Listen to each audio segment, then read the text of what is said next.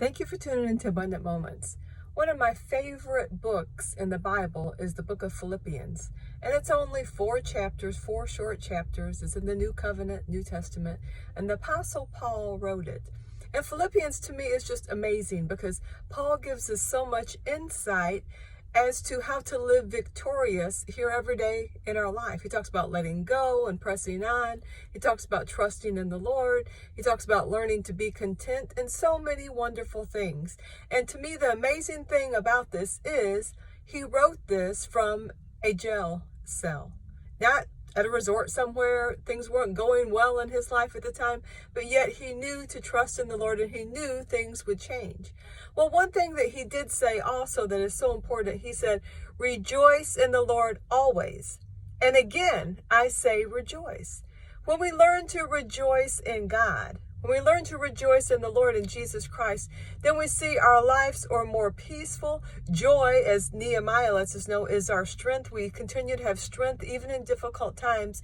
But we have to learn to rejoice in the Lord always. And again, I say rejoice.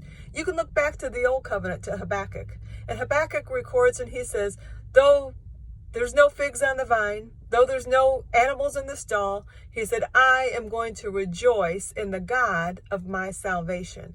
When you learn that your true joy doesn't come from having things, it doesn't come from being in the nicest place, but when you learn that your true joy comes from your salvation, knowing that God is your Lord, knowing that God is everything to you, that Jesus is your Lord and Savior, then you can have that joy and you can continue to rejoice. And you can see that with that joy then comes that peace that passes all understanding that Paul also talks about in Philippians.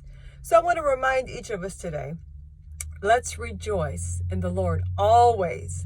And again, I say rejoice, because when you get to that place that you know God is your everything and Jesus is truly your Lord and Savior and the Prince of Peace, then you can rejoice no matter what's going on, and you will see your strength will increase. So remember, rejoice in the Lord always, not just sometimes. And again, I say rejoice. Thank you for tuning in.